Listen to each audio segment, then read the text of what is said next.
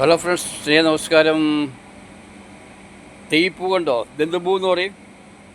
നിങ്ങളുടെ അഭിപ്രായം കമൻറ്റ് ബോക്സിൽ പറയുക. ഞാൻ പറയുന്നത് പിന്നെ കോഴിവാലൻ പൂ, കോഴിവാലൻ എന്ന് പറയുന്നത്. കോഴിവാലൻ ഞങ്ങളുടെ നാട്ടിലൊക്കെ പറയാറുള്ളത്. ആ പൂവാണിത്. ഇവിടെ ഒരു ചെടി, ഈ ഒരു ചെടി മാത്രമേ ഉള്ളൂ ഇവിടെ.